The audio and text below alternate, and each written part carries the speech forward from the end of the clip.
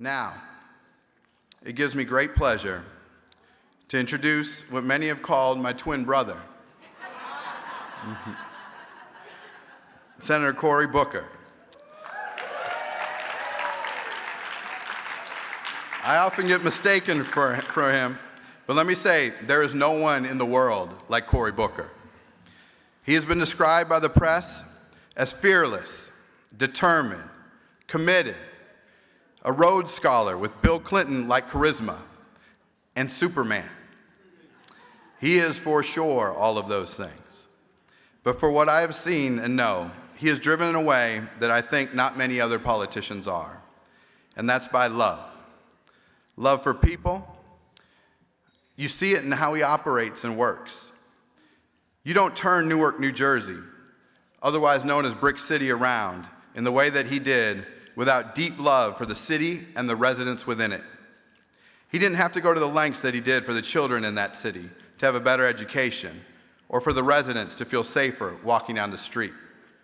And I thank God that he is now serving in the U.S. Senate. This city, our politics, and our country need Cory Booker right now. We need his passion, his presence, his love to begin turning this country around. And I hope each of you listen closely to his words and follow his lead. He is a great role model for what an elected official should be. Ladies and gentlemen, my friend Cory Booker.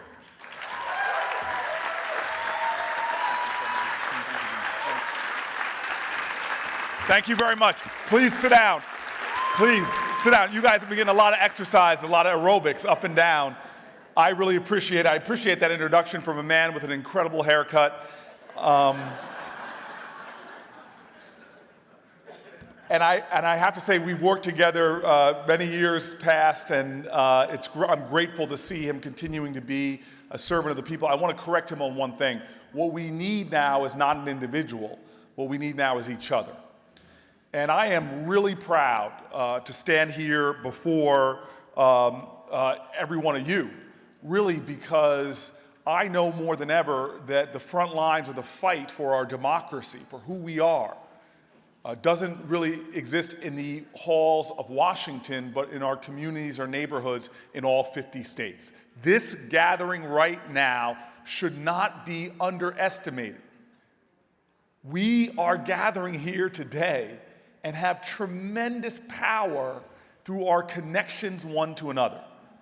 Alice Walker said the most common way people give up their power is not realizing they have it in the first place. Please know that we more than ever have to see ourselves for who we are. Now look, this idea of vision, I come from a small church in a small town in northern New Jersey, and I was taught as a little boy that, without vision, the people will perish. But we have to understand that in this room is a profound vision. Look, I started my career as a professional, leaving law school and following the calling of a great American prophet that some of you all might have studied in your institutions of higher learning. That prophet's name was Chris Rock. Chris Rock had this saying, why is it often the most violent street in many cities is often named for the man that stood for nonviolence. And I moved from law school onto Martin Luther King in Boulevard in Newark, New Jersey, which actually much of that street in the mid-90s had incredible testimonies to the greatness of King, the greatness of Newark, the potential and the possibility of our city. But the south end of that street was really in tough shape. And as I was moving in, literally moving my stuff into a small boarding house across the street from some high-rise projects, stuff was stolen from my car. And I, who had worked everywhere from East Harlem to East Palo Alto, I found myself intimidated a bit by the neighborhood. And it wasn't until I met the tenant president of the projects that I would eventually move into and live for 8 years, who saw me with a lot of skepticism. I thought I was some kind of guy riding in on a white horse to help this neighborhood, and she's looking like me. You want to help me? You're the one that looks like you need help, young man. Tough woman, about 5 feet and a smidgen tall. I'll never forget her first lesson. I always say I got my BA from Stanford, but my PhD on the streets of Newark. Tell people all the time, never forget you can often learn more from a woman on the 5th floor of the projects than you ever can from a fancy professor at a university. And this woman took me down to Martin Luther King Boulevard and stood me in the street, and she said, if you want to help me, tell me what you see in this neighborhood. I go, what do you mean? She goes, tell me what you see. And so I started describing the neighborhood, the abandoned building being used for drugs, the projects, the graffiti, describing it. And this woman just starts shaking her head, looking more disappointed at me the more I talked. And finally, she says to me, she goes, boy, you can't help me. And she starts walking away. And I run after her and I grab her, very respectfully, mind you. And I'm like, man, what are you talking about? I don't understand. And she wheels around and she looks at me and she goes, boy, you need to understand something. The world you see outside of you is a reflection of what you have inside of you. And if you're one of these people who only sees problems and darkness and despair, that's all there's ever going to be. But if you're one of those stubborn people who every time you open your eyes, you see hope, you see possibility, you see love, you see the face of God, then you can be one of those people that helps me. And she turns around and she starts walking away, leaving me there on the street. The progressive tradition in this country is based upon people with a profound vision for who we are as a people. It was Kennedy echoing the great quote of another man who said, some people see things as they are. I dream of things as they should be. We are a nation who our very national anthem begins with those words, oh, say, can you see? And it is progressives who understand that when you open your eyes, you've got to see America everywhere. From the Appalachian Mountains to the inner city of Oakland, you've got to see America and Americans. Oh, say, can you see? I'm the immigrant, cleaning floors and bathrooms. I work in the kitchen right now, washing dishes. I'm doing the work, and like my ancestors, I'm the poor, I'm the hungry, I'm the huddled masses. Oh, say, can you see me? I'm the young man, a white man, that for the first time in my lifetime, the life expectancy of white men in America is going down. Suicide rates, drug addictions. I've been popping pills overprescribed by drug companies. I'm an addict, I'm down, and I'm out, but don't count me out. Don't ignore me. See my pain, but also see my possibility. See my truth. See my promise. Oh, say, can you see me? I'm that single mom working 2 jobs and still I'm barely above the poverty line. I'm trying to raise kids in an environment where I'm working the same job as a man, but I'm not getting that same pay. I face harassment at work, but I am not a victim. I am a survivor. Look at me. I am America. Oh, say, can you see? I'm a black man. My name is Fuquan. My name is Hakeem. I'm Muslim. My name is Hussein. What do you see when you see me? Do you feel afraid? I served this country in the military. I bled for this country. I wear scars, visible and not. And now I'm back here in America and I can't find a job. Don't ignore me. See me for who I am. Oh, say, can you see? I'm that officer in the inner city that on my own time, I play basketball with the fellas on the street. I'm that teacher who reaches into my own pocket, not just to buy school supplies, but sometimes to buy food for my kids.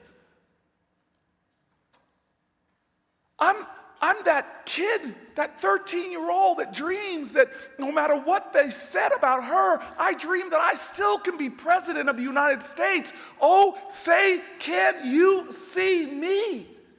I dream of America too. And I rely on folk like those in this room.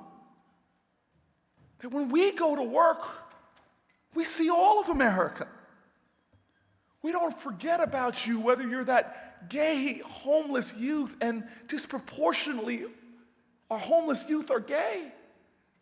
That you see everybody. That trans American living in fear. That Sikh American wearing a turban, proudly for who they are. Do you see Americans?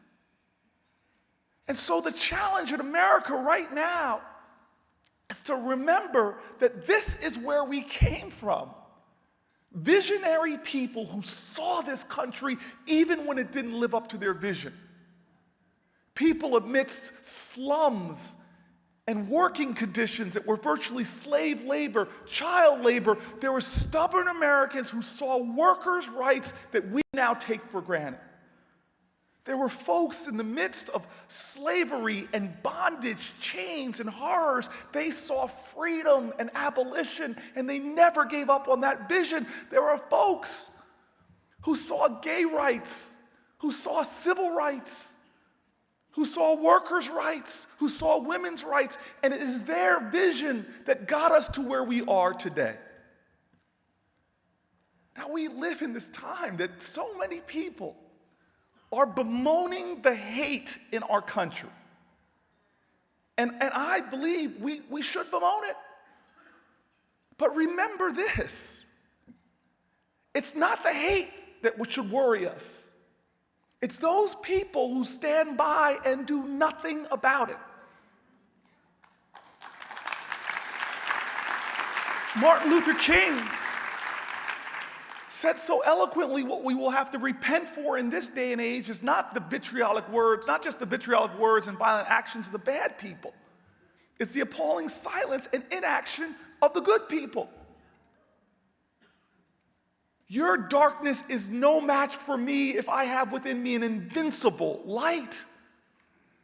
Your hate has no power in this world if inside of me I have an indomitable love. And we, the lovers of Americans of all types and shapes and sizes, we, the lovers, must resist the temptation to yield to that atrophied ideal of tolerance. We are not a nation called to tolerate. Tolerance is a cynical state of mind. It says, hey, I'm just stomaching your right to be different. If you disappear off the face of the earth, I'm no better or worse off because I was just tolerating you. Even the founders of our country understood if this nation was to make it, we had to go beyond tolerance to an unusual and extraordinary commitment, one American to another. The Declaration of Independence ends with that declaration of interdependence, a declaration of love. It says, in order to make all of this work, we must mutually pledge to each other our lives, our fortunes, and our sacred honor. Love is visionary.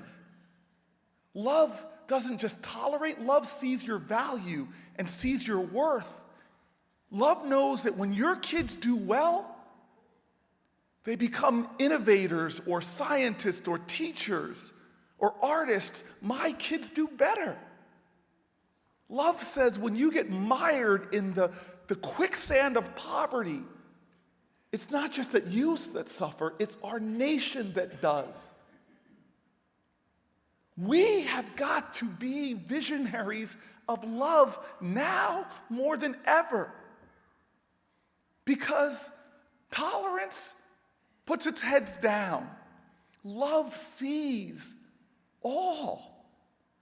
Tolerance crosses the street. Love engages and embraces. Tolerance builds fences and walls. Love leaps them.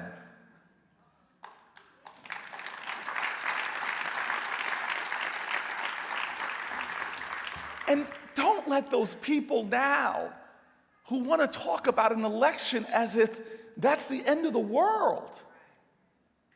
We can never let a finite disappointment undermine our infinite hope.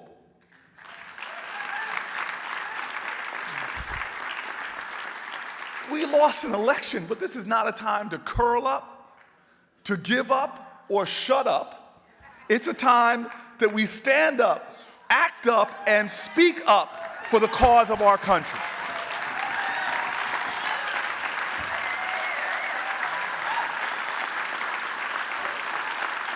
We are lovers of America, and we must now more than ever speak truth to power. We live in America right now that things have gotten perverted. Don't let people look at the progressive movement in this country and say outrageous things that have no basis in truth. I was sitting at home last night, listening to the news and saying all these progressives are concerned about identity politics. Yeah, I'm concerned about identity politics. It's the American identity that I'm concerned about. This understanding that we as a nation need each other, our fullness. Like the old African saying that says, if you want to go fast, go alone, but if you want to go far, go together. Don't let folks say that progressives are not concerned about the economy. In fact, we progressives understand how an economy and a free market should work. We're fighting against corporate tax loopholes. The richest of rich who are paying less a percentage of their income than their secretaries. We're fighting against billionaires like the one who's about to become president who's not paying taxes at all. Or at least we don't know that because we haven't seen his tax returns. We're fighting for a fair tax system. And we understand economics enough to know that when we have a tax system that invests in America, invests in things that grow a middle class, that everybody does better. When we invest in education, we get a return, dollars on the investment. When we invest in infrastructure, we get a return, multiples of our investment. When we invest in research and development, we get a return, multiples of our investment. And we cannot tolerate, as progressives, people trying to claim the mantra of economic policy when we know that what we're fighting for is a real free market, not one that has perversions. When corporations pollute our air, giving communities epidemic rates of asthma, we pay and they profit. When corporations pollute our water, I know this looking at the Passaic River in Newark, we pay and they profit. When corporations pollute our soil, please know this, the super funds in America, the rate of them is not going down, they're going up. We pay and they profit. We can't have a system where our environment is pillaged and people suffer, where costs are externalized and socialized and the profits are privatized. That's not a free market. When you tell people you're an environmentalist, tell them you're also a free market person. Because you're trying to make sure that the things that produce bounty and riches in America, the rivers that we used to be able to fish in, the oceans that used to be alive, not dead coral reefs, that's a profit, that's an inheritance, that's a richness that we must protect and preserve. You can't steal from future generations and disguise it as profit right now. We've got to understand that it's time for a balance sheet analysis in our economy. It's time for moral math to return. Common sense. We know that when veterans come home, we found so much money to send them off to war. But it seems like we don't have the money to do the basics for their health care when they come home. But we progressives also understand if you have programs that provide access to capital for veterans to start businesses, their success rate is higher than the average population. We're going to grow our economy for all. We progressives know it's less expensive to invest in your crumbling infrastructure now, when interest rates are low, the cost of capital is low, than to wait longer when it'll be more expensive tomorrow.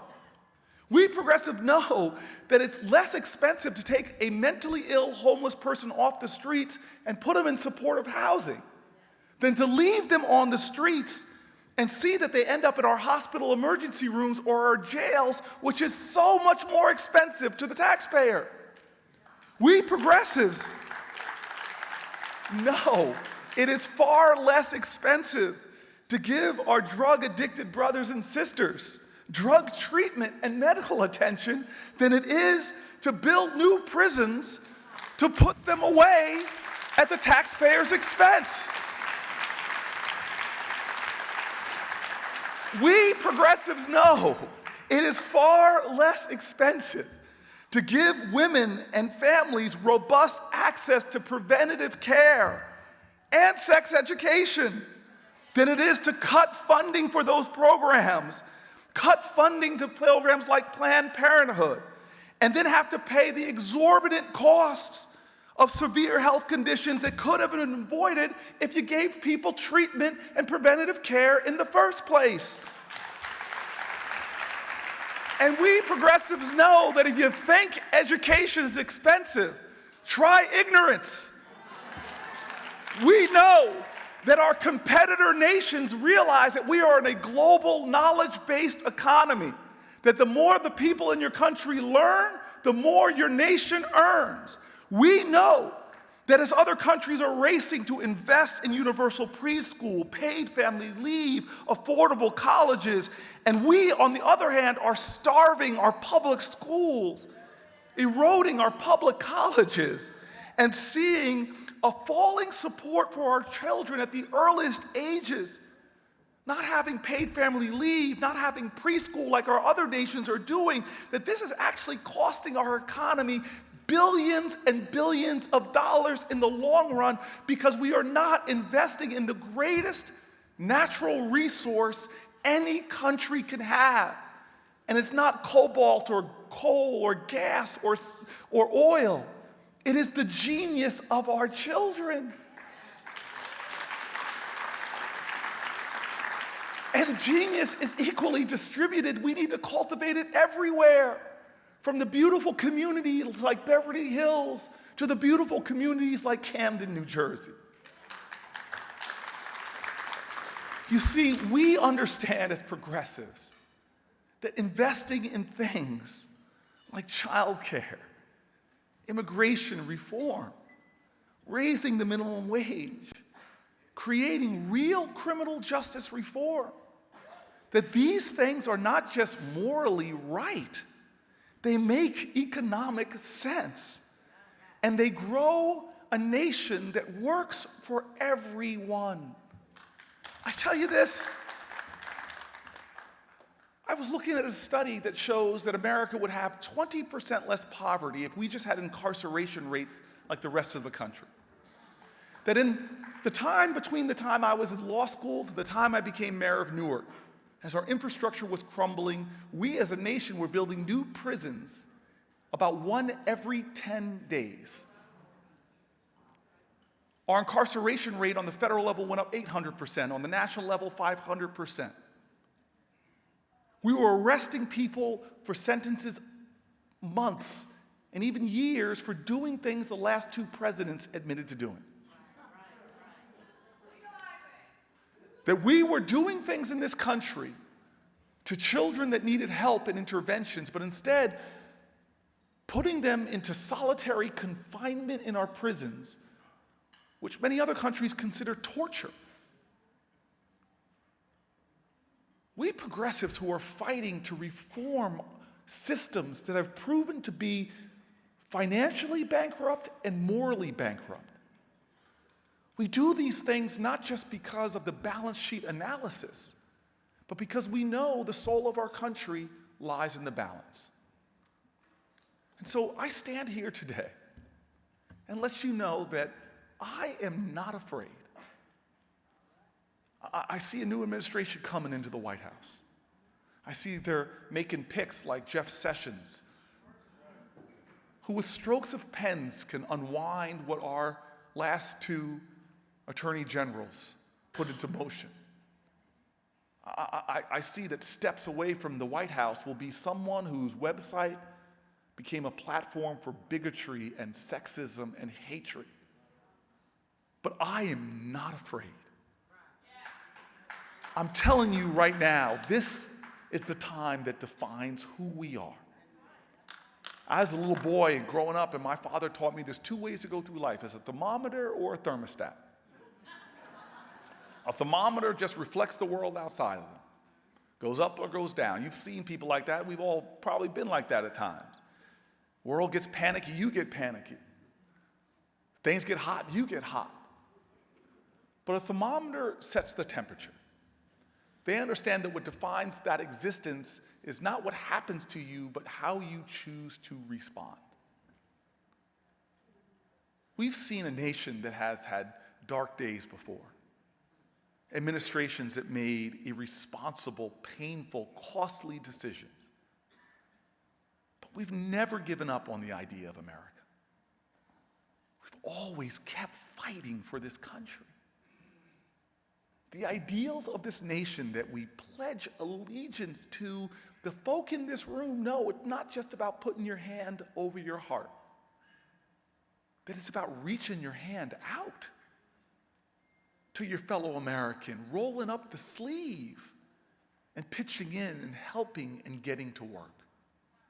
That's where we are now. That visionary anthem we sang begins with vision, oh say can you see, but it ends with the reminder that we are and must always be the land of the free and the home of the brave. We are not afraid. There's a song that was sung by a great group I love called Sweet Honey in the Rock.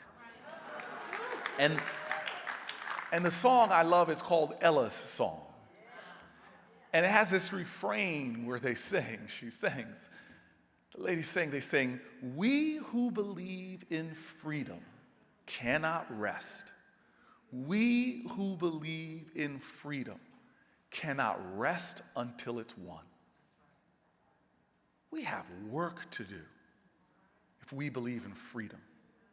Freedom from fear and hatred and bigotry. Freedom from poverty. Freedom from the traps that too many Americans find themselves in of all backgrounds. We now need to be those visionary lovers, brave and faithful. I want to end with the remarks of a great man. I've ended this way during the campaign, and I want to end it now because we know the election's over, but the campaign for our country will always continue until we truly are a nation where liberty and justice is for all. And I call back to this person's writing because he wrote during a tough time, when there was worry and fear, when there was violence and separation, when lovers of America kept calling with dogged determinism to a unifying truth that didn't divide America up, but reminded us that we've got to be a visionary nation, that we've got to call to the moral imagination of our nation, that we've got to be a country with a more courageous empathy for one another. This person called for us to swear an oath, not to a particular group or to a particular place, but swear an oath to our country as a whole, that we will never stop fighting until we make our nation true for every resident. The poet once wrote that there's a dream in this land with its back against the wall. To save the dream for one, we must save the dream for all. That poet is Langston Hughes, and I end with one of his poems. He says, "Oh, let America be America again. The land that never has been yet, but yet it must be, the land where everyone is free. The poor man, the Indian, the Negro, me. And who made America, whose sweat and blood whose faith and pain, whose hand at the foundry, whose plow in the rain must make our mighty dream live again. Oh, yes, I say it plain. America never was America to me, but I swear this oath, America will be. May we swear that oath. May our vision of America never yield, never surrender, never stop until everyone enjoys the riches and the greatness of the United States of America. Thank you very much.